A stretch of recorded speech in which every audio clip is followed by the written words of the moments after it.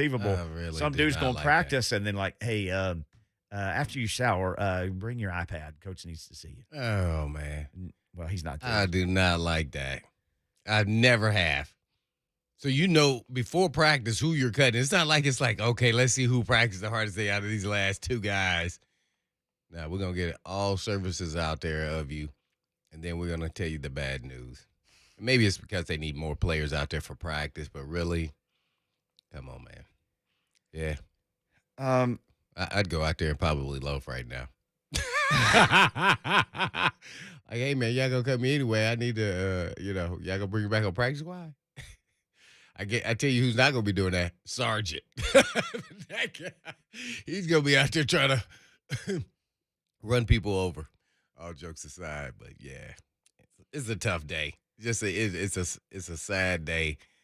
Every year it would really just I'd be heartfelt, especially for guys I thought that were deserving to actually make the roster or be on the practice squad. And it just, man, I go, oh man. I had to stop getting so close to some of the new players. I really did, because you got that attached, because you see the talent. You're coaching them up and you're telling them things and they're getting better, and you go, wow, man, this guy's gonna be all right. You start buying into him. Man, he looking good. It had nothing to do with the decision with the people upstairs. And I was like, oh man, that was a bad decision. It would have to Most be of the time they were right though. Well, it would have to be interesting though to be in a locker room with 90 people one day, and then the next day it's 53, and they're dragging all the extra lockers out and taking people's nameplate off and, pulling the stickers off their helmets and everything else, because some of those guys you're thinking, hey, man, you had a great run. You made it this far. Congratulations. But there are some dudes in that room you're thinking, gosh, that guy probably could have helped us. Yeah. But we needed to keep an extra something else, so we couldn't keep that guy, because that's going to happen. Some guys are good. Now, the Titans. With this big practice squad, I hope that doesn't happen as much, but we shall see. But, man, going out there for practice and then knowing you're going to cut the guys. And I'm trying to figure out the benefit of that. Do you know, Lucas? You're a common sense guy. This is what he said. He got asked. I don't know if that's how I describe myself. He got asked if cuts made before or after practice. Mike Vrabel today. I've already got the transcript here. Kim Smith hustling with the Titans. There were some cuts that were made prior to practice. They cut the little running back, JV and Hawkins. He got right, waived. He just got that here. dude just show up here and 2 days later, put one on tape that he put something on tape. Yeah, he had juice to him. He's got some squirt to him. That dude, he can say, I did everything I could do, man. I got there 48 hours later. I mean he still won't make it to practice squad, though. Oh, no, it doesn't. Yeah, he could be joining us on this program or something. He said there were some cuts that were made prior, and then there will be some decisions that will be made after practice. I don't know if that's, and then he stops. Usually we send those to the league. We talk to the players first, then we send those to the league. Then Robbie gets the go-ahead from John and his staff, and then we send them out to you guys. That hasn't changed, I don't think, since I've been here. But there's some cats practicing apparently who. Well, he's not there too, by the way. He's not. Yeah, so that's why J. Rob is going to be the one informing them, this time. So, yeah. Ugh. I'm interested to see who gets the axe. I'm really watching this running back, wide receiver, DB. Safeties, especially. Yeah. Well, I don't safety. I know a lot of everybody's talking about that. Yeah, I don't think Cruikshank's there. I don't even know his situation, but if and I like his talent, he's never available. Yeah. I mean, I'm trying to think of the times that maybe a handful of times he dressed or was noticed playing special teams the last couple of years. He's really talented, but he's always injured. How much are you nervous?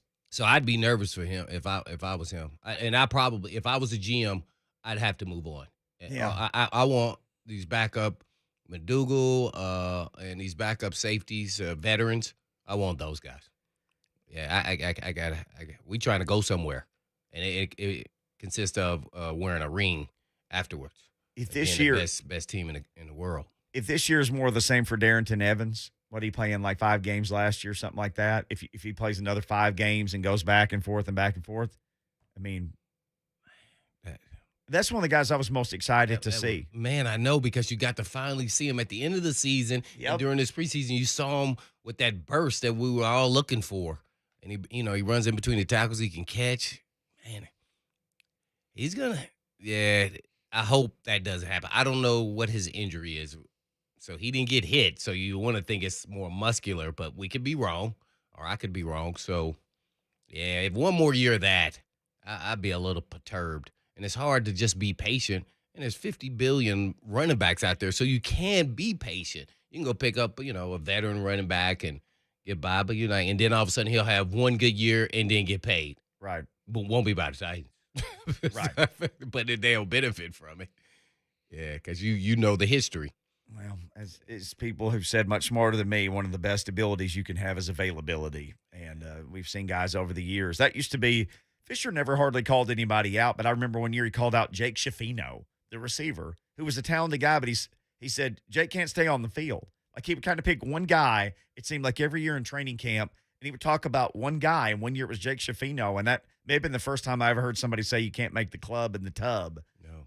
But anyway, well – But to be honest, I mean, that's just a phrase. But you can make the club in the tub, the cold tub. Yeah. You do the cold tub every day, you will be healthy enough to continue to practice.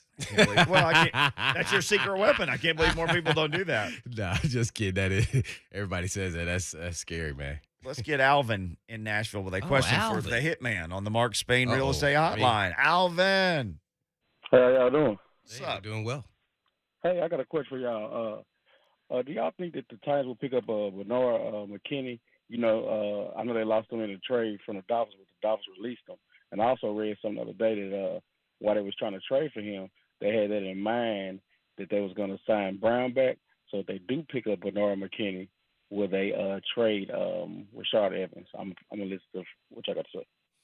That'd be interesting because Vrabel coached him when he was at the Texans, and I think they traded him to the Dolphins, and he got released. He has nice size to him. I thought this was going to be a lot of trades. There are more trades than ever I've seen in a while.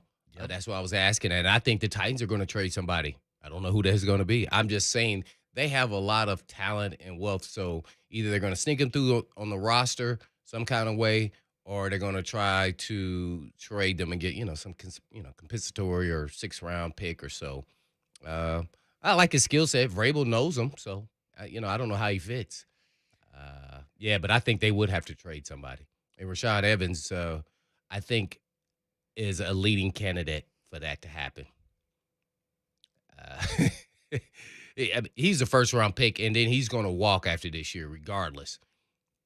I think he underdelivered. I was expecting big things last year, and it did not happen for whatever reason.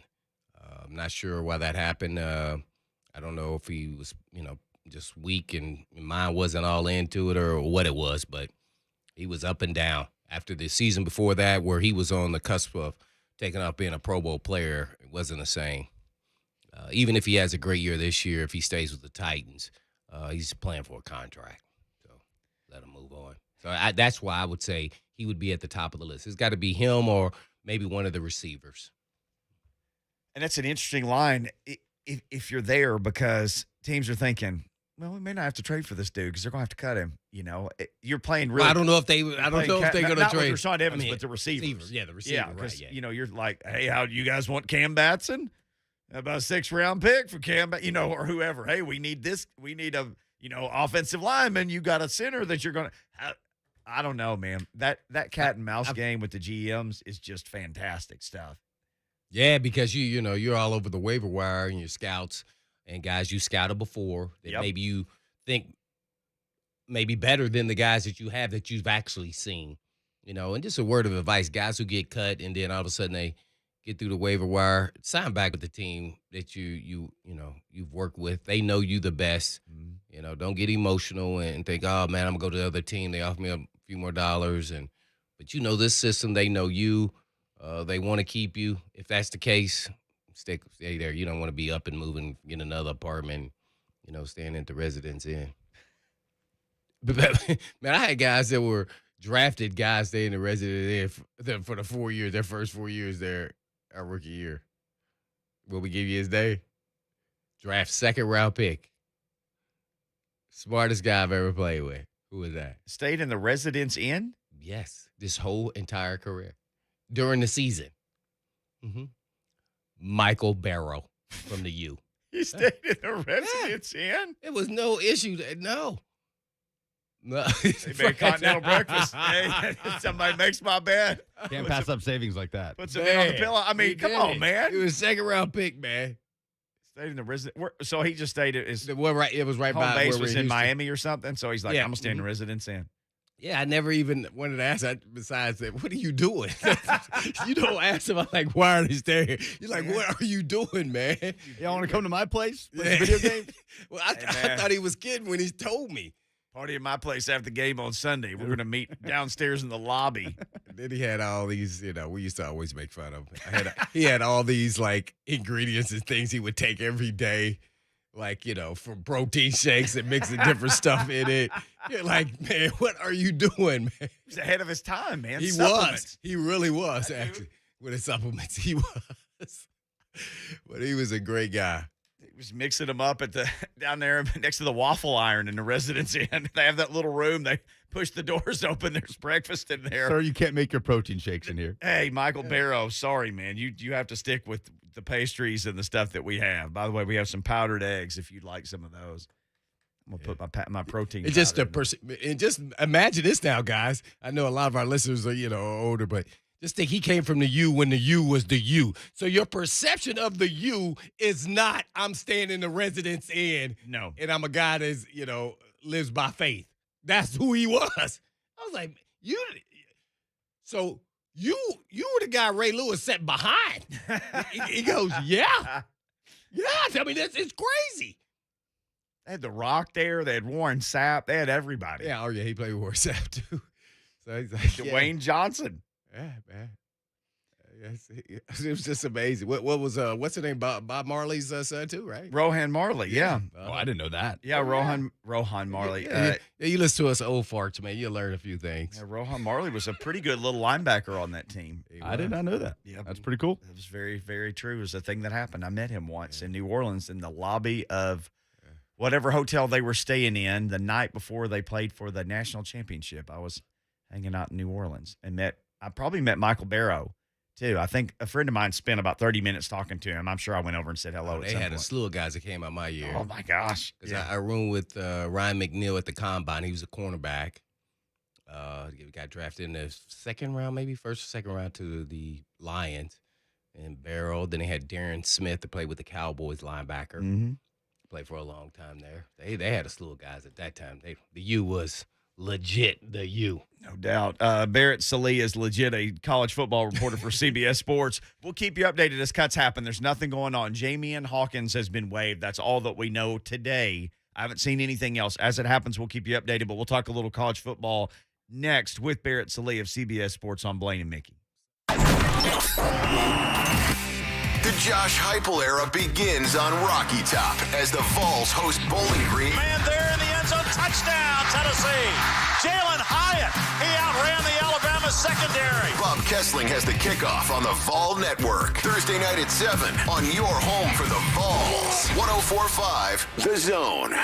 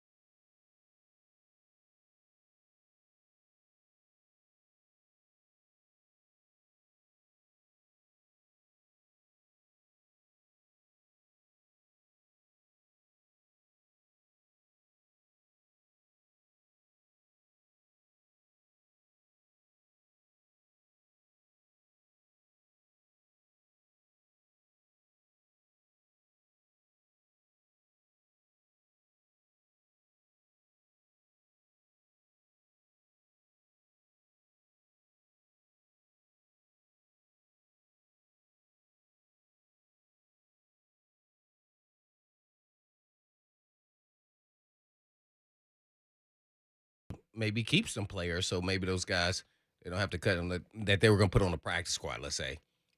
Yeah, they Maybe some guys are under that kind of, umbrella there to buy themselves some more time. They got 9 guys on the PUP list. Or on the COVID list. COVID list. 9 guys on the COVID players. list. 9 players on the COVID list. That's not including the coaches. No, 9. So that's 9 moves they literally, technically don't have to make. Barrett Sallee's not on the COVID list, though. Thank goodness. The writer from CBS Sports joins us now. Barrett, how in the world are you? What's week 1 of college football season like for Barrett Sallee? It's an interesting time because for me personally, my oldest birthday is September 6th, so I have to find a way to weave in dad life with 5 straight days of college football. But it's excitement. There's no doubt. I think we all sort of took for granted what the anticipation was like after what happened last year. It just sort of kind of sprung up on us. And this past month, it's felt normal. It's felt like every other season where the excitement just sort of builds. You have quarterback battles, and then bam, you're ready to go. So, it's a fun time of year. It's interesting because when all this NIL stuff started to hit and it went from a trickle to like drinking from a fire hose, and there were a lot of people who said, college football's never going to be the same. This is just awful. Well, no one's even talking about that now because guys are going to play games. They did a few games this weekend, and then everybody's going to play for week 1 now, and nobody's worried about if somebody's endorsing a local Chevy dealership. No, it's an afterthought. Although 30 minutes ago we found out Quinn Ewers signed a $7 million or a 7-figure deal with a trading card company. So it's back in the news at least for now. But yeah, I think that when July 1st hit, we saw that first wave. You saw some players endorse specific companies like Milo Sweet Tea for Bo Nix. You saw the thing with the Eric King with Dreamfield, and then the MMA exercise franchise in South Florida. But really, since then, it's just like, okay, well, these guys are going to get paid. They're going to go sign some autographs. They're going to go make some appearances. They're going to get media deals to have exclusive interviews or whatever. Like, it's one of those things now where it's just part of the process for college football. And, I'm interested to see the next step.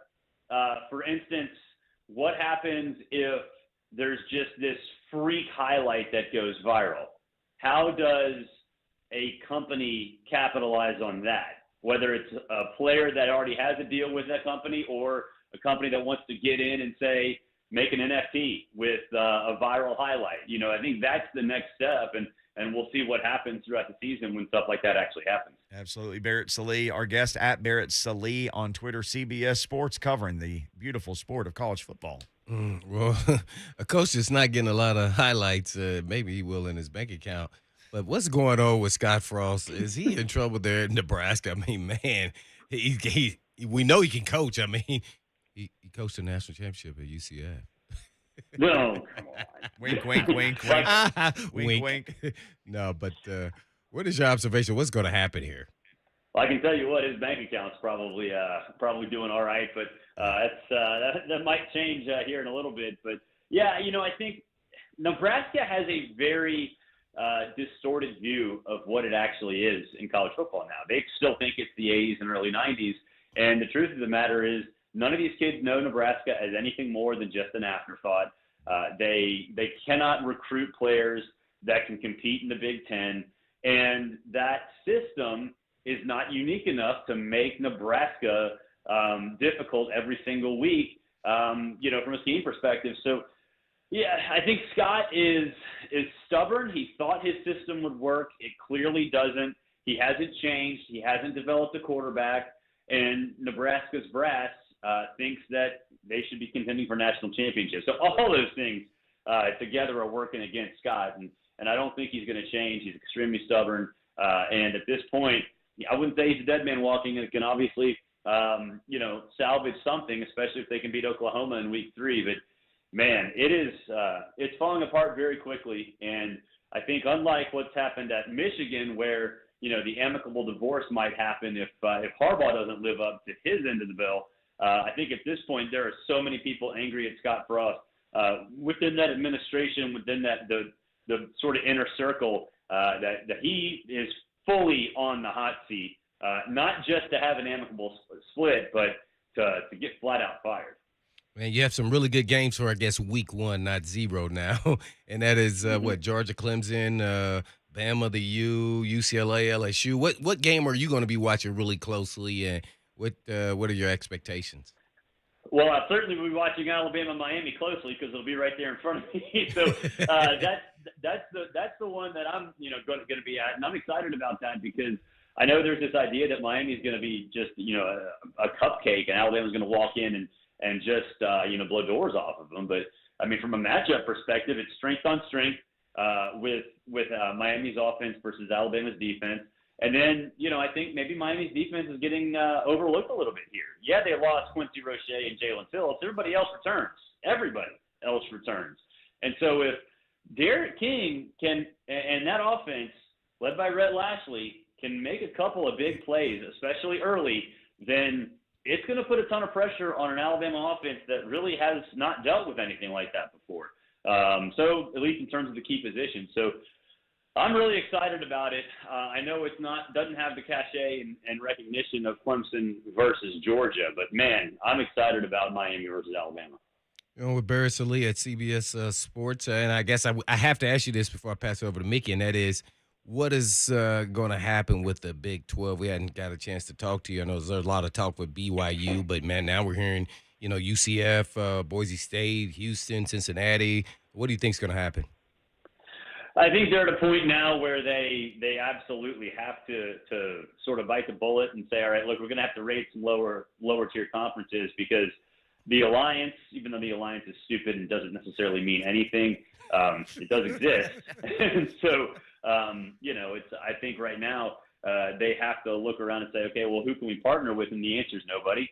So, yeah, go add Boise State, go add BYU. I think the BYU thing is interesting because in the past, BYU has been, sort of held up because they don't play games on Sundays.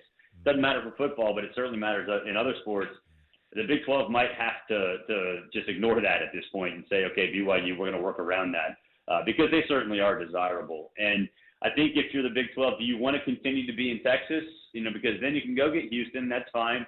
But I think maybe broadening the horizon a little bit and saying, that UCF might be the best option, and then going up and getting, Boise State, BYU, and then, somebody else maybe outside of the state of Texas to bolster, to make the TV contract more massive across the country. Because the thing about the Big 12, there's no TV partners. They're not going to partner with ESPN after this. There's no doubt. And I think Fox is sort of limited in its capacity. So why not make yourself more of a national conference, albeit with maybe not the highest of profile teams, and sell yourselves to streaming services that clearly will overpay for live sports? I think that's the next step. That's what they're trying to do. And I think that definitely bodes well for teams like UCF, Boise State, and BYU. One with Barrett Sallee at CBS Sports. Maybe you just make it a pay-per-view event and tell Boise State and UCF, hey, the winner gets a bid from our conference. I think you had tweeted that earlier. I love that idea. I'm in. Let's do it. That would be so much fun. And look, that game on Thursday is going to be fun. Yeah. Because I can't wait to watch Gus Malzahn with Dylan Gabriel at quarterback and a ton of athletes. And I mean, Boise State, we saw them 2 years ago go across the country to the state of Florida and upset Florida State in week 1. So yeah, that's a pretty fun game. Make it an elimination game for the Big 12. Let's do it. The other thing, too, Barrett, I had written this on my paper. There's never been a better time to be good at football. Anytime expansion comes up, and if you look, Cincinnati's in the top 10 right now. They might be trying to peacock their way into a bid there, too. Yeah, they could, and that would be another spot for the Big 12 to look at, especially considering Cincinnati and West Virginia are pretty close to each other. That obviously would make West Virginia's troubles go away a little bit because they spend a ton of money, going from back east all the way over to Texas and in some cases West Texas. So Cincinnati certainly would be part of that. And I don't think it necessarily matters what Cincinnati does this year in terms of football because I think they've established themselves as a consistently solid program, not just on the football field, but really, across all major sports. I wanted to ask you this because you brought it up, the alliance. And right now, nobody can really point to anything. It was like bingo card of buzzwords, the press release. So everybody hit bingo when they read through like the 9 things, sportsmanship and stuff like that. But is there sort of an ominous thing on the back end of that with scheduling where those 3 conferences might have said, hey, man, we know football's scheduled a long ways out. But don't schedule any SEC teams. And if an SEC basketball ops director calls you, don't schedule them. Could they be trying to choke out the SEC some? Could that really happen with scheduling? Well, they could try, but it's not going to happen. I mean, just in the ACC, you have 4 interconference rivalry games with SEC opponents. So they obviously are going to still exist. And we saw the next day LSU and USC in Las Vegas got announced. So clearly it's not that big of a deal. But, I mean, my whole thing with that whole ridiculousness is they talked about scheduling, and in football, so many games are signed and deals are agreed to for, 10, 15 years from now, and the Alliance said that they were going to honor those deals. Well, 10, 15 years from now, this whole world could look completely different, right? So, yeah, you got an alliance, great. Oh, you're going to make some scheduling alliances and get together and, sing Kumbaya. Okay, but 15 years from now, I mean, are you even still going to like each other? The answer is probably no. Well, that could be any of us. Barrett Sallee joins us, CBS Sports, talking college football. I'm Blaine and Mickey. Well, Barrett, it's prediction time, so let's give us the SEC, the East and the West. Well, how do you see it playing out, especially for Tennessee? Well, our picks went up. Our conference picks went up last week. National picks went up yesterday, and I've got Georgia winning the East pretty handily over Florida, Kentucky, Missouri, and I have Tennessee, I think, going 6-6, which would be a solid debut in Josh Heupel's first year. I think the fact that he's got his guy and Joe Milton running the offense will certainly help. And then I've actually got LSU beating Alabama heads up and winning the West at 11-1, and then Georgia beating LSU to go to the playoff in the SEC championship game. So I'm excited about it. I think there are 3 national championship caliber teams in the SEC: Georgia, LSU, and Alabama. And I think it should be a wild ride before we get to Atlanta. Man, is that your Final Four too? I mean, who's the other team? No. My Final Four is I have Georgia. I got Oklahoma 1, Georgia 2, Ohio State 3, and Clemson 4, and then Georgia topping Oklahoma in the championship game. And will one of those teams have the Heisman Trophy winner? Oh yeah, Spencer Rattler. Sometimes the easy choice is the right choice, and Spencer Rattler is going to put up video game numbers, and as we've seen the last 5 years, betting on an Oklahoma quarterback to do something on a grand scale is not the worst idea in the world. Well, let's go from predicting the Heisman Trophy winner to now having the starting quarterback in the SEC from South Carolina being a grad assistant, Zeb Nolan. How much do you know about this kid? Well, actually a lot. Zeb, I saw him at some high school camps a long, long time ago. He might have been a junior in high school going into his junior year.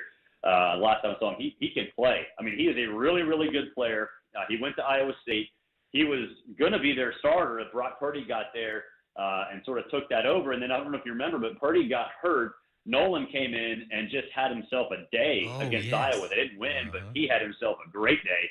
And went to North Dakota State and learned behind Lance. I mean, he is in a situation. It's not like he's some scrub. He is a guy that over the last 2 stops, Iowa State and North Dakota State, just got sort of lost in the shuffle, right? Like he was going to start, lost his job to Brock Purdy, was going to start at North Dakota State, got beat out by Trey Lance. I mean, look, it's going to happen to a lot of guys. So he can play. I'm excited to see it. I'm excited for him to get his chance because the few times we have seen him, especially at Iowa State, he's been pretty good. So are there any breakout teams, doesn't have to be in the SEC, that people should be on the lookout for? I'm excited about Neil Brown in West Virginia. I know he's got a 500 record in 2 years, but Neil Brown's one of the best coaches in the country in my mind. And they have a quarterback in Jared Dagey who's been around the block. He's experienced. The defense, even though they lost some guys, They were the best defense in the Big 12 last year, and typically that's not saying an awful lot, but go back and watch West Virginia, go back and watch the way Oklahoma played. Those were two good defenses, and West Virginia it didn't take a week off. So I'm irrationally excited about West Virginia in the Big 12. Going with Barrett Sallee, CBS Sports. Barrett, is the forfeit if you can't play, I'm holding that up in quotes, is that the right move? Is that just the best way to handle this? And I ask because right now anybody could be like, yeah, that's the right thing. But let's say it's Alabama that has to forfeit a game, or Georgia this year, or Clemson. Then how are people going to feel about it? I kind of go back and forth. I mean, clearly this is all in an effort to increase vaccination rates. And, I mean, okay, that's fine. But, it's still – what happens if you lose 4 quarterbacks in a quarterback room? Like 1 to a test and then 3 to contact tracing. Right. Like, should you really be penalized for that?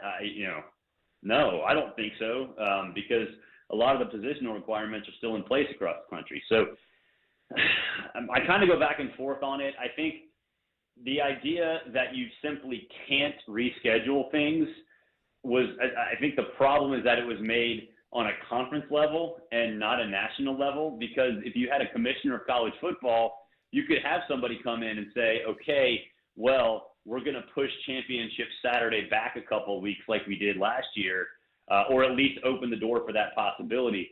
Because, on surface, punishing teams that don't have, that have COVID issues because they don't have high vaccination rates, sure, if you want to go down that road, that's fine. But the idea that, you're not going to be able to play from a positional requirement standpoint and thus might have to forfeit. I don't like that. All right, on the way out, I wanted to ask you this. There are always people who are trying to just bury the NCAA, trying to say that's not needed as an entity, and I certainly get any animosity that any individual might harbor towards that organization. But what they don't realize is, other than the Division I football championships, if you're some guy or gal that runs cross country or is a hurdler or a tennis player, softball, anything else, the NCAA runs all of your stuff, all of your championships. How can we coexist in this new model with an organization that can, at least from an administrative standpoint, run championships for every other sport besides college football at the highest level? They run all the lower level championships. I wish I had an answer for you. It is going to be a mess. And, I think the only way to really go do it is to rip the Band-Aid off if you're the autonomous 5 conferences and say, okay, we're not just taking over football, we're taking over everything. But then what happens with the NCAA basketball tournament, which obviously is its breadwinner. So there is no good answer. I think if you're the NCAA, that's sort of your saving grace. That's sort of your lifeline to say, okay, football, you're the most important and you're going off and doing your own thing, but we still got that money coming in from the hoops tournament. And that's a pretty good selling point, to be honest with you. Yeah, yes, it is. Does everybody think that you hate their team? Yes, all of them. Every single one. Absolutely. Because we've had you on and we always say, guys, that's the nicest dude. And then I'll see some guy just attacking you on Twitter and you saying, I literally said, they have 3 guys who can start at running back. I see you, defending yourself in a calm, rational manner, but I've been meaning to ask you that forever. Does everybody think you hate their team? Oh, I do. It's not that I hate their team. I hate them personally, to be honest with you. Like, they're awful human beings, every single one of them. Well, you need to work on your hatred creation there, Barrett. And happy birthday to your oldest. I know you said that birthday's coming up, and we appreciate the time today. All right, thanks, y'all. Yes, sir. At Barrett Sallee, CBS Sports. A great college football follow. If you do not follow, you need to. Coach Mac is coming up in hour number 2. Cut down day. No news as yet that we've seen about the Titans, but there was a quarterback cut earlier today that a lot of you have been talking about, and many of you think should be a backup quarterback for the Titans now. Yeah. What you talking about, Willis? We're about to talk about it. Blaine and Mickey, 104.5 The Zone. The Vols are back September 2nd. Crank up Rocky Top. Touchdown, Tennessee. And so are the fans. Hear all the excitement on your exclusive home for Vols football. 104.5 The Zone.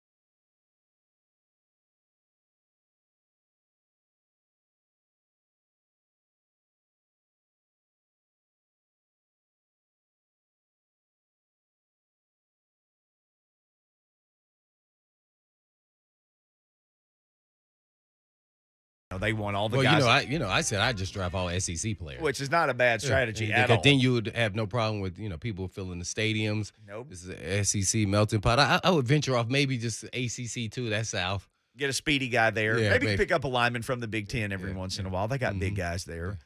And we were talking about Big Ten's not that far. Yeah. That's true. We were talking about free agency, and you said people always get want to play fired. GM like it's their fantasy team, and you can't afford to pay everybody. Well, when guys get cut on a day like today, and again, there's been very little come out of the Titans headquarters. Mike Vrabel had, in fact, said, we've done a little bit, but we're going to practice, and then we'll finish doing cuts on the guys. So the Titans are actually practicing right now or should be done soon. Jamie and Hawkins is the one move that they've made. They waived him But today. they just signed him literally like on Thursday. Yes. So it's like sign, learn 12 plays. You're going to play all of the 12 that you know. Hey, man, thanks for soaking up 12 carries for us, in the game, or 12 plays, whatever it was. But Cam Newton got cut by the Patriots, and he wound up missing some days over a COVID issue. And while he was gone, Mac Jones went and practiced against the Giants, I guess, and carved them up pretty good, and just sort of continued along the path that he had started with the Patriots. And when they drafted him, and you had said this before, for what they want to do offensively, Cam Newton really doesn't fit what they want to do. And then you drafted a guy, Mac Jones, who seems like a guy more like a Tom Brady, who fits their system way more than Cam Newton did. Well, they're not even going to keep Cam Newton around as a backup. They cut him loose earlier today. Yeah, you know what? Here, I'm going to go out on a limb with no evidence of anything. I really believe, to me, you should have went into the season. Cam should be on the roster. Now, whether he should start or not is a whole nother story. I'm not a big Cam guy. I want my quarterback to be really accurate. Seems like he's improved on that, but that definitely was one of his crutches that he wasn't really good at. But he's 60% for his whole career. Yeah. 60%. But I think he got cut because of the COVID situation and the screw up. That's just my belief. I have no evidence of any of that. I just believe that. I think Belichick is the type to say, hey, man, we can't have this screw up. This happened last season. We were on a nice little run with you as our starter. You came back after that. We weren't the same team. You weren't the same player.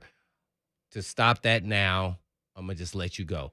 Now, he has to pay him $3.6 million. His contract was guaranteed. Yeah, I looked it up. His $2 million signing bonus and his $1.5 million base salary is guaranteed. He got a $100,000 bonus from working out with the team. So it was that serious to him that he thought he should let him go, because that's why I think it's something else. It's not just by performance, because you could say, okay, you're going to be our backup or our change of pace guy. Sure. We're going to go with Mac Jones. And some people are like, oh, well, he can't do that. Well, yeah, he can, because you could tell him that's what he's going to do. I think he has that kind of respect with Belichick, and as well as he understands, and he's going to be a team guy. If not, it'll get around the league, and then next thing you know, he'll never get a job. Yeah. So I think it was more so that. Now, where will he end up? I have no idea. But I think he's going to be a backup somewhere, or I don't know. Maybe he'll just go to the Falcons over there with Arthur Smith. I know a lot of people aren't even mentioning him. I mean, the Cowboys need a quarterback. Supposedly, the Cowboys are already kicking the tires on him. That report's already come out. Yeah. If I was the Cowboys, I'd go more Foles if it was me. I'm just not I just think Cam's game, he needs to transition from being the Superman, I'm a run, I can do everything, to now I'm the drop back passer, but I can still run if I need to. He hasn't transitioned to that because his body's going to keep breaking down. At some point, Superman broke down and got kryptonite, and now he's not the same player running the football. Now, he can do it at times for sure, because that's how they won some games in the beginning with New England last season. But can he do it for a whole season? Because he's a massive human being now. He's a 6'6" guy all day long. He's a big, super duper athlete. So I just think he needs to be, I'm a quarterback now, be a drop back passer and show that he can do it. And he, the type of athlete he is it should be something he should be able to transition during an off season and be able to do. And I think he was working on those things, because he looks like he's a little more accurate, at least during this preseason, than he was before. So, hey, he collect 3.5, 3.6, move on to another team, be a backup, make, a couple $1 million as a backup. But he's Cam Newton. So a lot of people think a lot of things come with that.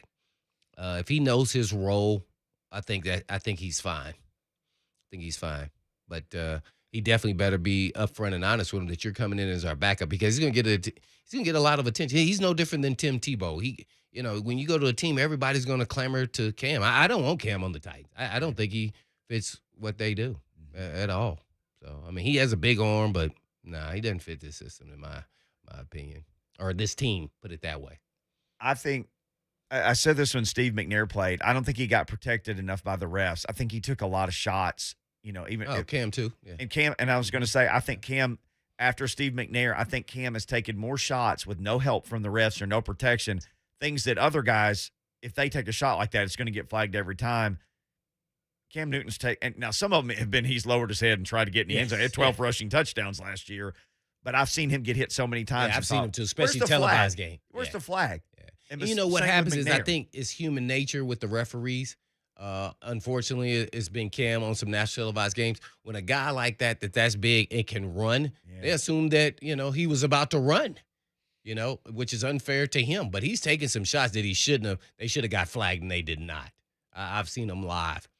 And it's unfortunate, but, you never really see Cam complaining to the referees directly. Nope. I've seen him complain just a little bit, with the media, but not a lot because you're not going to win, So, hey, if Tom Brady would have got hit like that, or they might have thrown the players out. Oh, they would have ejected the guy. Same for 9. Matt got hit all the time. And I felt like he got hit late a lot, but it never seemed to matter. And same for Cam Newton. Cam Newton's going to be taking his hits somewhere else. Again, Dallas allegedly already kicking the tires on him as a potential backup for Dak Prescott. Titans have about an hour and 6 minutes before their cuts have to be turned in.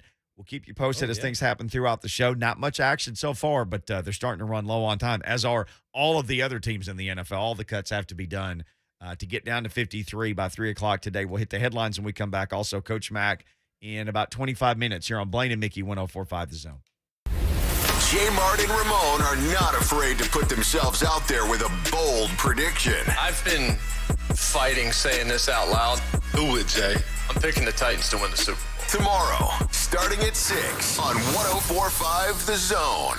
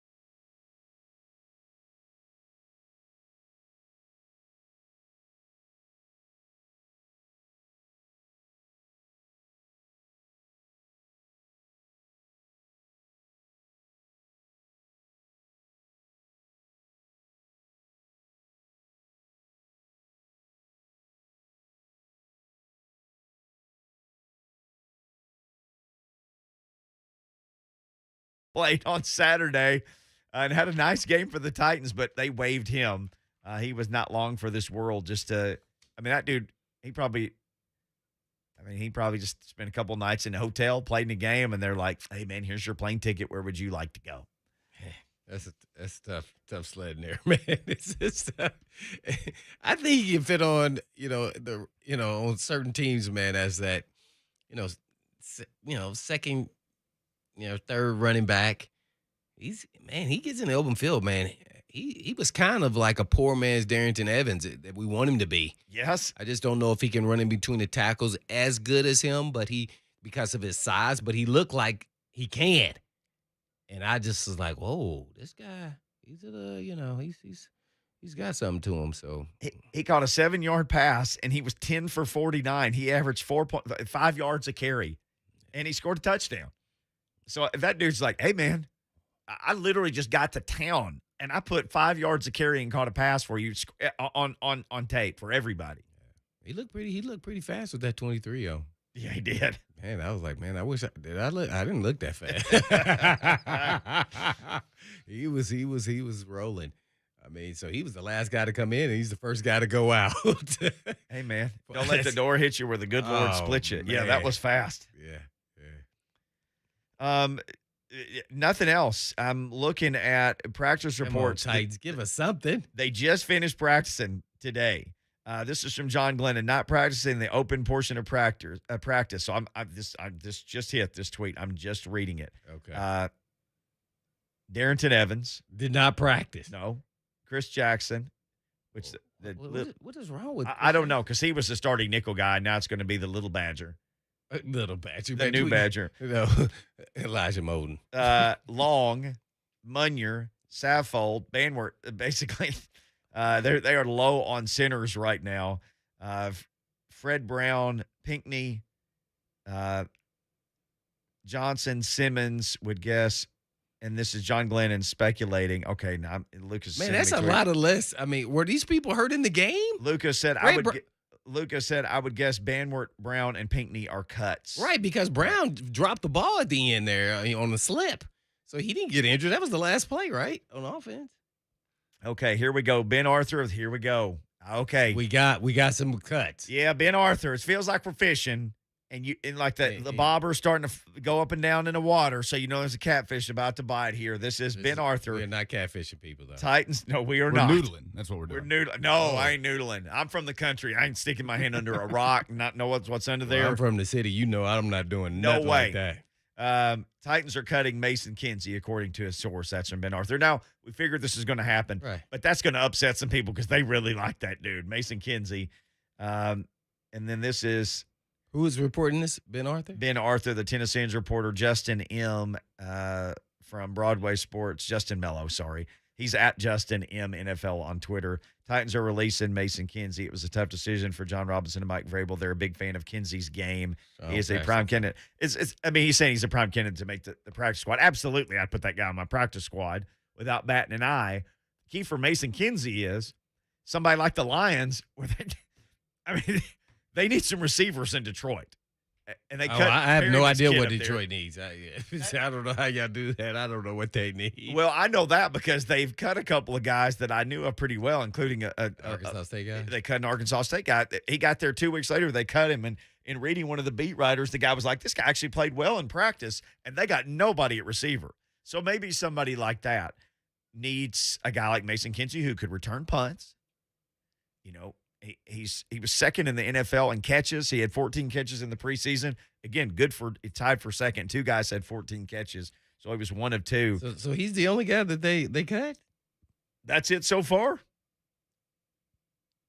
Well, Pinckney, Fred Brown, an offensive lineman. Did they cut them? I'm trying to understand, Lucas. This Kinsey's the only solid report we have of a player that got cut so far. Okay, and then John Glennon basically saying, I'm at practice. John Glennon from Broadway Sports, who joined us yesterday, him basically saying, I would guess that Cole Banwart, Fred Brown, and Pinckney are cuts. They're not practicing today. So maybe they pulled them aside because Vrabel had said some of the cuts had been done before practice, and then he said, we're going to practice. He made it sound as though some guys would practice not knowing if they were cut or not. And none of those would be surprising. And none of those would be surprising at this point. I actually like Fred Brown for the practice squad too, but that may not happen because they may have to do something with the draft picks that they draft that were receivers. Yeah. You think? I mean, you're going to have to keep 7 receivers to keep Des Fitzpatrick, aren't you? Wouldn't you have to keep 7 to keep him? Now, one thing that they have, and this is an awful thing, but this is the world we're living in. There are 9 people on the COVID list right now. That means they have 9 roster exemptions. Well, depending on when we think those guys come are back. coming back. Yeah. But So until each one of them, so like let's say today. tomorrow, Right. I don't know who went on first. Let's say Ryan Tannehill comes back tomorrow. Then you'd have to make a move. As guys come back, you'd have to make corresponding moves. But as of this morning, there were 9 guys on the COVID. So you're saying that just because of that, you can keep 7 receivers? You can keep 9 extra guys till you have to pick them off one at a time. And the hope would be maybe if there's somebody you like Mason Kinsey, or maybe even a draft pick like Des Fitzpatrick, if they're like, okay, we're going to keep you because we have 9 roster exemptions right now. We're going to maybe initially I'll do 7 just because of the factors you're talking that's about. it. But I think I only would keep 6 receivers. Really. And because it depends on how many tight ends and running backs you're keeping. Yep. And then what if you go, there were some tight ends out there that got cut yesterday, and I was like, whoa. The Hollister kid, and then another kid from Hudson from Tampa Bay. Those are quality guys that played in this league. And go, well, do we need those guys? And then how much are we going to run? Or do we need more than 3? Or do we let, Blasingame be kind of our utility guy and be the 4th tight end or 3rd, tight end, and as well as the 3rd running back, or tailback? So in a pinch, So I'm just trying to figure out how I would navigate through all this. Maybe I don't understand all the rules, but, man, at some point, those guys are going to come back, and you're going to have to cut them. So do you leave space on your practice squad? Or do you put your practice squad in place, and then you cut the practice squad guys after your vets come back? This is chess, not checkers. I mean, I like a lot of the guys we had in camp, and that's what's so crazy. They may like somebody else more that was in someone else's camp. I think the thing, too, is we don't see all the practice. We don't watch the practice film every day. And I'm just talking about everybody in general. In the media. And so you see some guy and he makes a couple of plays in a preseason game. You're like, they got to keep that guy. We don't see how well they practice or don't, or if they're blowing their blocking assignments or running the wrong route or anything. Mm-hmm. So a lot of times I think fans and people get really mad because some guy gets cut because they saw him make some plays in preseason games. Well, Kinsey led the league in preseason catches. Second, he's 14 catches. Oh, he was second? He was second. Yeah, Man, only one guy had more catches than him. I knew it had to be up there. Yeah, he was second. And Mekhi Sargent was – oh, he led the league. He led the league in attempts. He was second in yards. He had 49 carries for 187 yards and a touchdown, Mekhi Sargent. So that's another guy. What are they going to do with him? And we talked about this a long time yesterday. I wondered with there are people at home – Nate with the same name. We say Blasingame, but people call him Blasingame here. Do they? I went to high school with people named Blasingame, but anyway, he's Blasingame, I guess. But okay. Well, however you want to say his name. What's his first name? Kari. Yeah, just Kari. Yeah, 41. However you want to say his name, though, like that dude showed you. Oh, I like him. Hey man, I can play tailback. Yeah, I if like we him get as in a an pinch and it's a half, I could play tailback, and he plays almost all the special teams. I mean, that dude is a Swiss Army knife on your team. Yeah. Well, he did enough. I mean, he was on Minnesota's practice squad, and he did enough in the preseason, a couple years back to show me that he's the real deal. He's an NFL level player. There's no way around it. Wherever you want to put him, he can get it done. He has the size and he has the speed to do it. Whether it's tailback in a crunch, fullback, H-back, tight end. I mean, he can block. He can catch. I mean, he's a great athlete. He's an NFL player. He'll be in the league for a little bit. Well, even if it's not with the Titans, I'm putting it out there. Just that screen alone, show me how many fullbacks in this league, let alone this is not a fullback league anymore. So they're going, well, shoot, in a crunch, we can have him at tailback. They can see it right there, just on that one play. Yeah, so I like him a lot. So there's no way he's not on the roster. I'd be shocked. Boy, the thing that's messing everything up at the running back position is Darrington Evans because, and I know you can't help being hurt, but if Well, you're you can like keep Sargent and then put him on the practice squad when Evans is back. right, Yeah. or well, right now Jeremy McNichols is actually on the COVID list, so you don't have to do anything with him today. He's on the COVID list, one of 9 people. But if you knew going into the season we got Derrick Henry and Darrington Evans was healthy, then if you want to keep another running back, if it's Sargent, if it's McNichols, yes or no, but Kari Blasingame could be the tailback in a pinch if he had to. If God forbid, everybody gets dinged up in a game or whatever.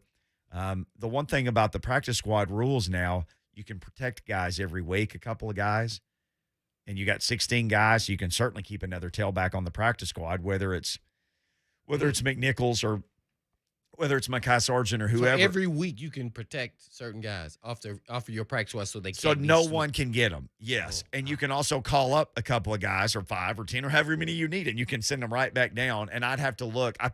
Lucas, do you remember the number of he's on the phone. The protected practice squad guys, I think it's 2 a week you can protect. Okay. So, you could easily do that, especially if you saw in the league some other players at that certain position getting hurt. You'd be like, okay, let's protect this guy this week and this guy. Well, if not, we can ask Coach Mac. He'll know for sure. Oh, yeah, he seems to know all that stuff. Cuzzo Mike is on the line. We got just a minute here, Cuzzo, and then Coach Mac is going to join us. Let's grab Cuzzo Mike right quick. You got about a minute. What's going on, Cuzzo? Yeah, I'll be real quick. I'm definitely not going to mess up Coach Mac. But, yeah, man, y'all brought up Blasingame. And, did y'all notice that the plays that they ran for him looked a lot like Ahmad Hall? Like, I swear, if you would have put number 45 on him, it would have almost been like the same highlight from Ahmad Hall. And I was just wondering if anybody else noticed that. And, that's all I really wanted to say. Just chime in on that, man. And, yeah. Cuzzo, thank you. Ahmad Hall. I hadn't heard that name in a minute, number 45. Yeah, Ahmad Hall was a really good fullback, blocking fullback. I think Blasingame or 41, however you pronounce his last name. We stick with that, Blasingame. Is a better talent. Now, did that play look similar? Yes, but he's a better talent. He's bigger. He's faster, I would say. He's more multiple in his game. I think, Ahmad Hall, as much as I liked him, he was just a fullback. Mm-hmm. Yeah, so he has more options because of his size, his height, his length. Yeah. So, I don't even think he's in the equation about getting cut. Oh, no. And they brought in the Torrey Carter, the fullback from LSU, and you wonder, okay, can he push him? It doesn't look like he pushed him. Now, that dude looks like what you'd think a fullback looks like. Now, if this was a modern era in my era, Carter would be on the roster. Right. Yeah, Torrey Carter. Yeah, he would make it but fullbacks are a lost art these days. I mean, and they may put him on a practice squad though. I don't know what is. I didn't get a chance to see him run routes and see if he can be an option as an H-back guy. But he definitely was a really good blocker, and he had some nastiness to him. I saw him bury some guys a few times, even after the running back ran by. He was nasty. He buried him. So you like his mental fortitude there, which can become contagious. So, a lot of teams don't play with fullbacks, though. That's true. It's tough. Well, we'll continue to check and see who's coming and going for the Titans again. Reports now Ben Arthur of the Tennessee and reports Mason Kinsey waived by the Tennessee Titans. Reports also they would like to have him back on the practice squad. We certainly would all believe that after what we saw from him in the preseason. Coach Mac will join us next. We'll get all the latest news on the Mac attack. Blaine and Mickey, 104.5 The Zone.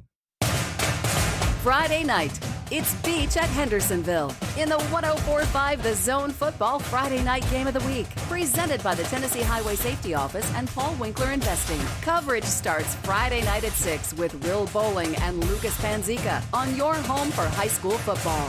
104.5 The Zone.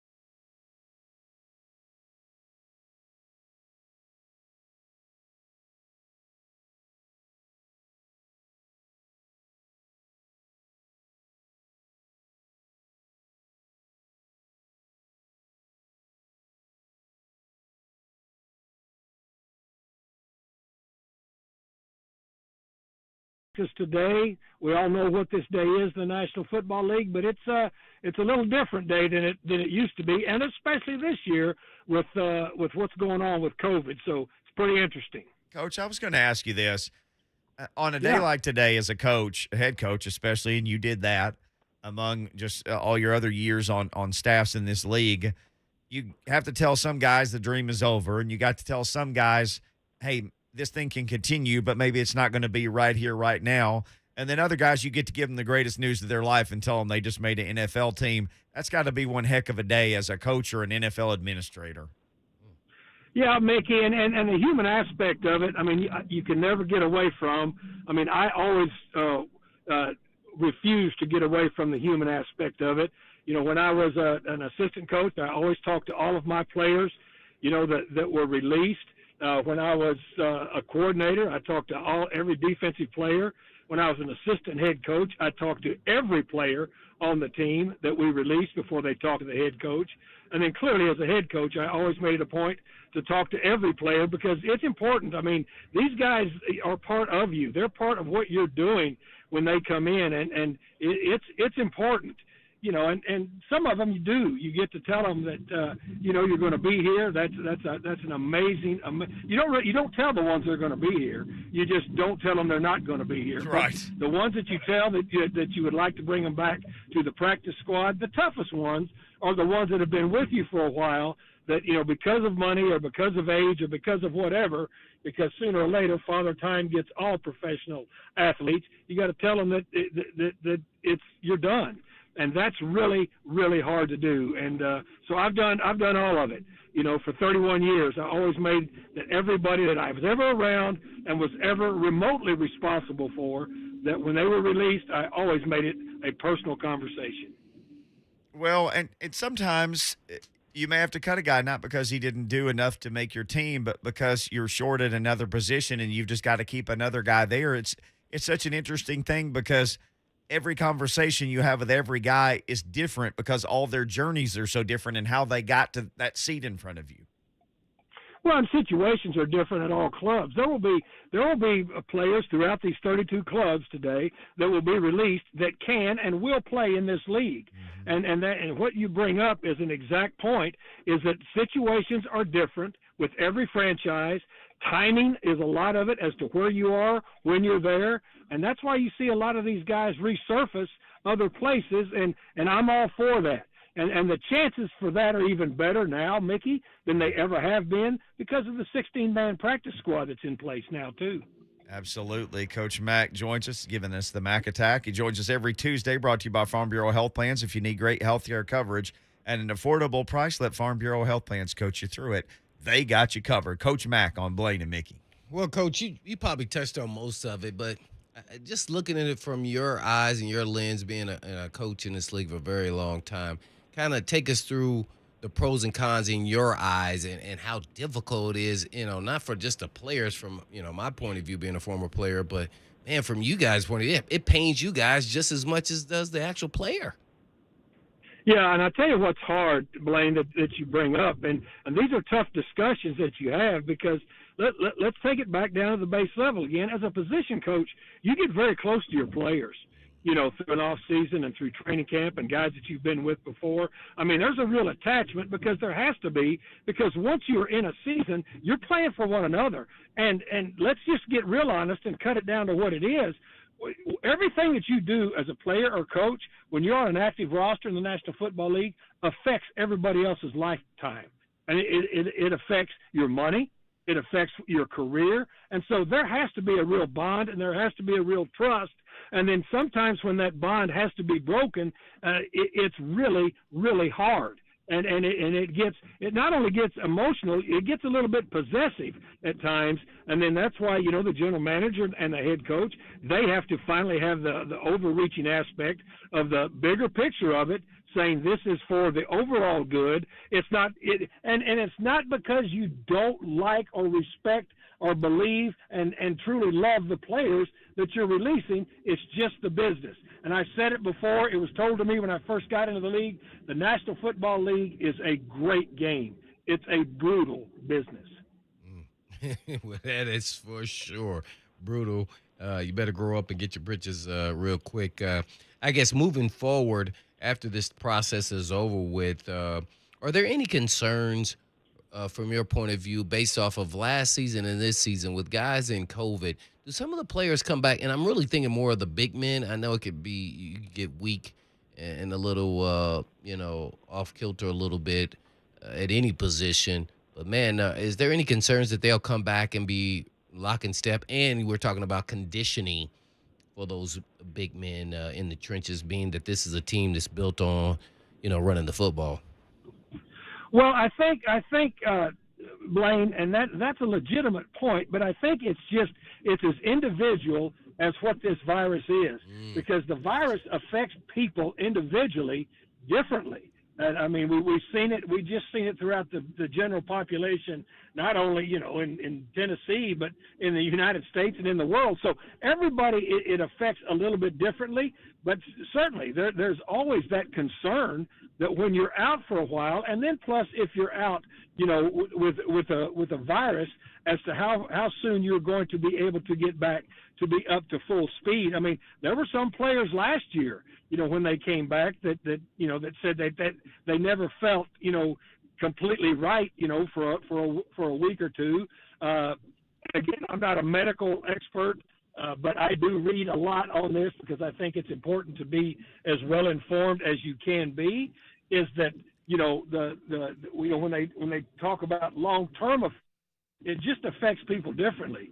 And so now the one thing that is I think very apparent is that, first of all, most players are in that age group as to where you can handle the virus a little bit better, just your entire immune system. And plus, professional athletes, as you well know, you were one of them. I mean, you're so highly trained, and they recover differently from bodily injuries, and they also recover differently from illnesses, just because they are so really their bodies are basically so finely tuned that it's a little bit different than the general public.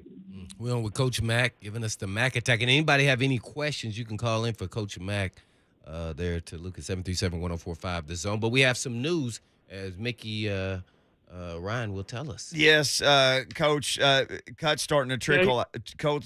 Cuts are starting to trickle out now. A lot of us wondered what might happen with Des Fitzpatrick, a fourth-round pick of the Titans. Paul Kaharski reporting he will be, I guess this will be waived, is how his transaction will be handled by the Titans today. You watched, you saw what he had been doing. Certainly he'd be a practice squad candidate. But what was his ultimate undoing for Des Fitzpatrick? Well, I mean, he never really started making incremental steps.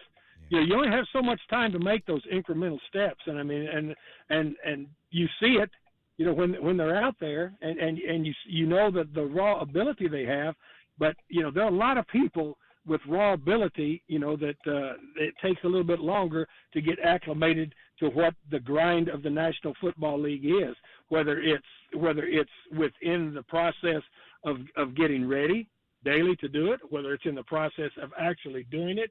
And then you only get so many chances to do it because this is a highly competitive business. When you get into this business as a coach or a player, I said it before and I'll say it again because it's so appropriate, and it was told to me, every day is an interview. And when you're interviewing every day, you need to be on top of your game constantly, and you have to show improvement because you're not kept around in the National Football League as a coach or a player just because you have ability and you're a good person. You have to produce, and you have to show incremental development in your production, on a daily basis. And, that didn't happen quick enough for him at this point. Now, not to say he can't develop and not to say he won't develop, but at this point, because this league is an immediate league, it really is. And you want guys to be able to spend time to develop, but it's a different world than it was, 36 years ago when I first got into the league. There's just not that. Everything's got to happen fairly quickly nowadays. Sure does. Speaking of fairly quickly, Blaine mentioned calls, and Cousin Paxton called in fairly quickly, and he's got a question for Coach Mac on the Mark Spain Real Estate Hotline. Welcome in, Cousin Paxton. Say hey to Coach Mac. Hey, Coach Mac, it's always an honor, man, to hear your voice and to get your intake, man. You're wise beyond your years, man. Seriously, beyond your years. That's quick question. That's very kind of you, Paxton. What do you got, brother? Yes, sir. So I have two quick questions. I have one about the cuts and then one about maybe a possible suggestion. But as far as the cuts goes, I think Mickey touched on this maybe, about 20 minutes ago about how, as fans, we don't see the big picture in terms of, practices and assignments that we may not be watching. But if you have a football player on your team, Coach Mac, if it's a football player, it's a football player, man. And Mason Kinsey, man, that really hurt my heart to hear that he's not going to be on this roster because when it came down to it, that guy was open, and that guy caught the ball, and that guy made plays on offense to put us in position. So I really hate that. So I want to kind of get your take on players that you like. Are you more of a, a player's coach in terms of, hey, this guy does everything right? Or would you rather have a guy that goes out there and, he may not be the best at practice, but guess what? He's out there and he's balling on the field. First question. Second question is about Cam Newton, and Titans fans gave me a bit of grief about this, but I really see, a potential if we picked up Cam as a great goal line red zone threat. I'm looking at options with him and Henry in the backfield, and defense is not knowing who is going to get the ball. Two strong runners. I like the idea, Coach Mac. I want to get your opinion about that. And thank you, guys. God bless y'all. Thank you, cousin. Paxton, thanks for calling in. Let me take the last question first. If you bring Cam Newton in, you're going to have to cut somebody. And you're going to have to cut somebody and decide really why you are bringing Cam Newton in. So to just bring him in, to be a goal line option, you're not going to do that. I mean, you're just not going to do that at this point in his career, nor at the point as to where this football team is. All right, now let's go to Mason Kinsey. Kinsey did everything that was asked of him. Nobody was disappointed at all in his effort, in his production when he got a chance to play in the 2 preseason games against the competition that he got to play against. Nobody in this organization, I'm talking football people, and the football people know the same thing. I saw the same thing everybody else saw. But what you have to realize is with this first cut, it doesn't mean he still doesn't have a chance to be a part of this football team. And when you look at it, when you're releasing these players right now, and again, we don't have to release as big a numbers now because we're still playing the COVID game with 9 slots on this team right now. But Mason Kinsey is, first of all, if somebody picks him up, if somebody else picks him up, they've got to put him on their 53. Well, you've got to realize there's players being released all over this league. So the chances of somebody picking him up to put him on their 53 after having other guys that they want to bring back that have gone through camp with him, that percentage, it's never 0%, but it's not a real high percentage. So Mason Kinsey did everything he possibly could. But what you have to do when you're putting your football team together is decide and see, who are the guys that can help. Because when you cut from this number down to 53, and then you add your 16, practice squad players into it, you are bringing players back at different levels. It's what you think they can do for you now, or if they're on the practice squad, what you can do, and they can help you during the season. Because this whole practice squad thing is a lot different than it ever has been. So Mason Kinsey did nothing. He did nothing to dissuade anybody from the fact that he did everything he could with the chances that he was given. But just because he was released right now doesn't mean that he's a failure in what he was trying to do. Coach Mac giving us the Mac attack here on Blaine and Mickey. Good stuff. Well, Coach, after all the cuts and, everything is settled down, what would be your plan this week as far as focus moving forward now that you have really a bye week or another week? Would you give some guys some time off or, at the end of the week? How would you approach finishing up this week knowing next week is game week? Well, by collective bargaining agreement, they have to have days off. Mm-hmm. I mean, they have to have days off. But, I think what they are doing with this, of course, clearly they were practicing with some guys today that they're going to release. You will start to have worked on everybody that's in charge of breaking opponents down has already broken down all of Arizona's stuff. And so you will start to work off of cards maybe a little bit. I mean, but not, you don't put your game plan in yet because, Blaine, you can go back to knowing this. You can get a game plan and start focusing on something. Uh-oh. Coach Mac. Bienvenido al servicio de buzón de mensajes de voz. Coach Mac, really? Hey, man, this is I have no it's idea. taking a turn right here. Oh, is that the weather goddess? I'm getting an automated message in Spanish from Did Coach you? Mac's line. I know you are trilingual at least, Lucas. What did we get there at the end of Coach Mac's call? Could you tell? He said trilingual. No, I was so caught off guard. I didn't hear a female Spanish voice over Coach It Mac. was very pleasant. I was like, what It is was a Coach very Mac pleasant- doing while he's doing our interview? He's still on the line, too. Coach? If you will interpret her question, I'll answer. So you heard it, huh, We have Coach no Mac? idea what's going on here, Coach. Yeah, no, look, I grew up in Texas. I can Know a little bit understand and Spanish. speak some Spanish, but I couldn't get all of it. But if you guys will put it through an interpreter, I'll answer her question. Well, maybe Blaine's got one for you in English. Let's try that. Coach Mac still on with us here on Blaine and Mickey. I guess lastly, Yeah, but it's just the preseason. Go ahead, Blaine. Yeah, all jokes aside, is the defense looked a lot different, and I know it's preseason, but even we want to compare it to last year's preseason. What do you think has been the change and why they looked the way they looked? What would you, if you wanted to, give us an answer of, why? I have no idea, but they look different. And, you can say the last game and not so much, but they looked like their butts were on fire. Well, Blaine, I think that you can answer this with me. They don't want those guys that were here last year and the same coach. They don't want what happened last year to happen this year.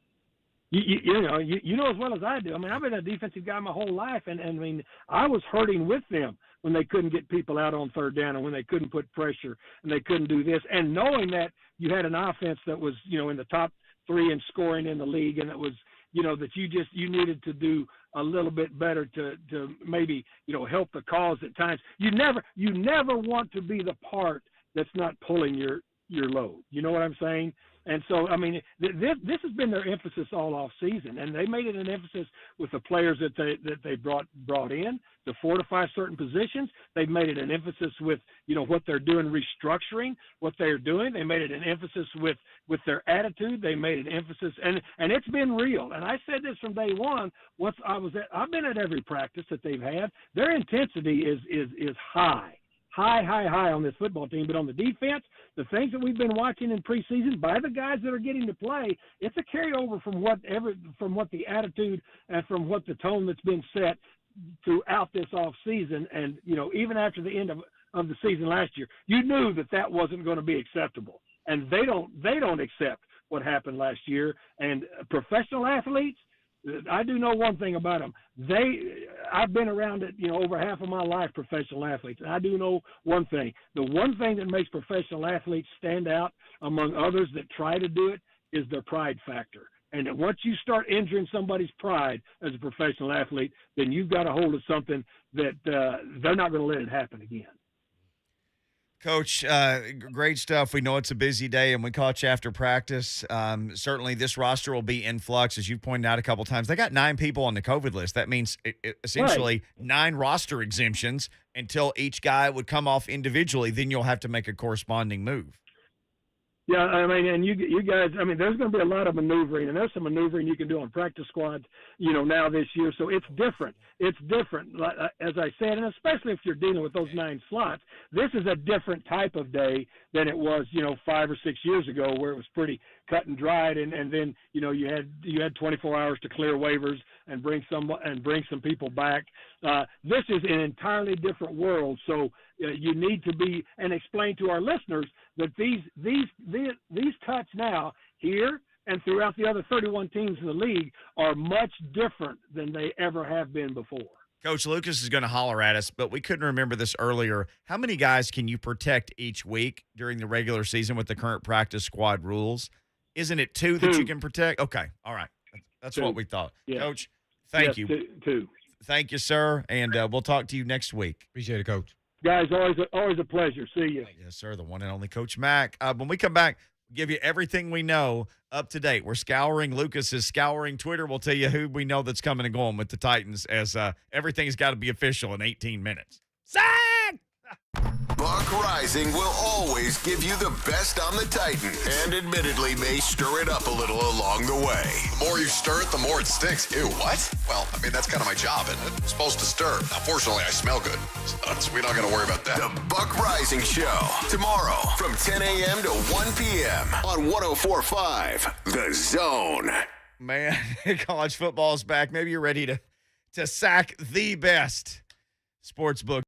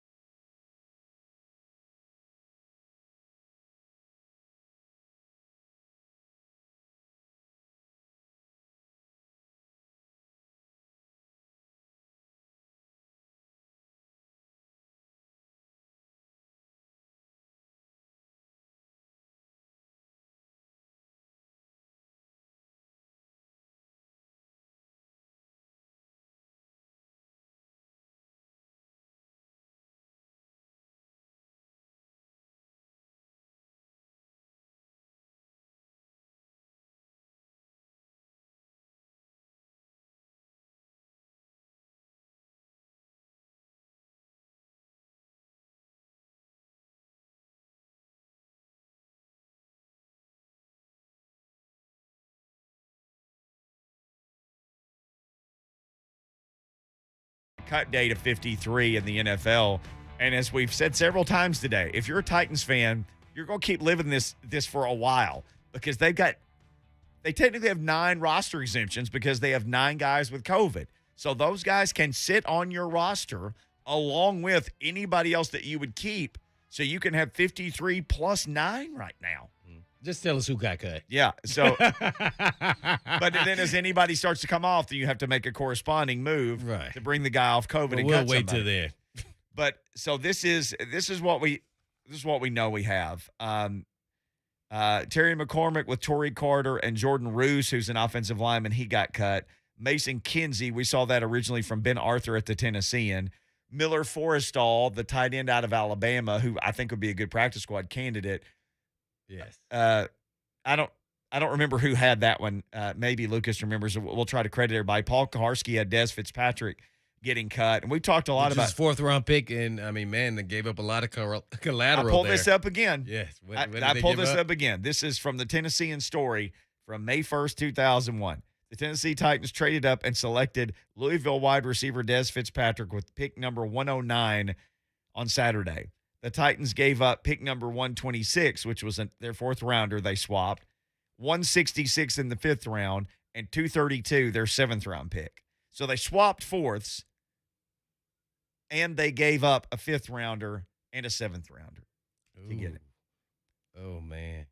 Yeah, pick 166 and 232. Yeah. To go up to 109, a 4th round. Oh, ouch. I'm sure he's a practice squad candidate, right? I mean, that's hey, we all love JR, but that's 2 boo-boos in a row. I mean, 2 years in a row. Yeah, Isaiah, Panda, and then this boo-boo here. I mean, he's supposed to be really contribute. Like, he should be in the Reynolds category right now. Yeah. Yeah. He should be kind of like, all right, he's pushing to get one of these vets here. He'll be ready maybe halfway through the season to kind of take over for Reynolds, but nope. Oh, Naquan Jones cut. Yep, Justin at Justin M _ NFL Justin 6 Mello people right again. And Farsender actually sent us this in the chat. Thank you. By the way, Zone TV, what up, everybody on there? The usual suspects. We see you. He also had the Forrestall, too, as well. Yeah, Justin M has been just crushing it today. They're releasing Naquan Jones, not Daquan, but Naquan. He's an undrafted free agent out of Michigan State. He got $45 undrafted. He got $45,000 guaranteed. $45? $45 guaranteed. Yeah, man, brutal out there. Yeah, pretty nice showing there. $45. That'd get you a couple of tacos downtown on a Saturday night. That'd buy you two taco dinners at any place in the Gulch right now. $45. But anyway, $45,000. Naquan Jones, who had a couple of moments here or there. Derek Roberson, Justin Mello is reporting. Derek Roberson was informed he had made the team right now. Oh, yeah. So he was. But no need to mention him. No. That's what Coach Mac said. Right. You don't talk to the guys who are making it, he said. Well, also, they got the safety, Carter, was released from your boy, Justin M. Oh, Jamal Carter. Played in 28 games. He was another one of those guys that they tried to run through here with a bunch of – they brought a bunch of safeties in. Well, it looks like then Cruikshank's going to make it. I mean, at this point, if he goes he's on still any there. Parts of IR during the season, I'm like, we gotta let him go. Michael Gallagher with the Nashville Post. This is his list. He's got the whole list. This is what's cut so far. Again, and this is Michael Gallagher, Nashville Post. Torrey Carter, Mason Kinsey, Des Fitzpatrick, Miller Forrestall, Jordan Roos, Derwin Gray, offensive lineman, Naquan Jones, and Jamal Carter. That's where we are so far. That's 8 people. Yeah. So they had 80 technically. And then it was the people who were standing there at practice did not practice. I think Pinkney didn't practice. And 2 other people. Yeah, no, I'd have to go back and find that. John Glennon. It was one old lineman. One was an old lineman. Yeah, John Glennon had said these guys are at practice and these aren't. Justin Mello saying Aaron Brewer informed he's making the team. No surprise. They need people who can snap the football. I would say if you could snap the football, you might want to drive down there and just let them know you're available in town. So this was from John Glennon. His timeline is full of Justin Mello right now. This is from him earlier. I would guess Cole Banwart, Fred Brown, and Pinckney. He said he didn't see them at practice and was guessing they were cuts. So add them to the list. I haven't seen anybody yet with Banwart, Brown, and Pinckney, but that was John Glennon speculating earlier. And he's not a reckless speculator, but on a day like today, you just do the math on something. Right, and they're just sitting there practicing, not doing anything. Yeah. That means Batson, Cruikshank, Reynolds. Right now? Is in there. You already just said Roberson's in. Right now, they are. For right now.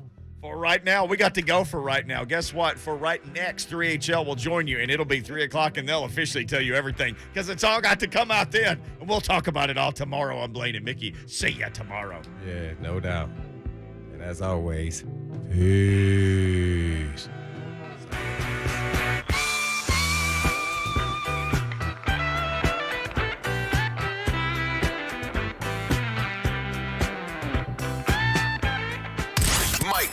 Coach Mac bring every Titans game to your smartphone. Hear every game. There's your answer.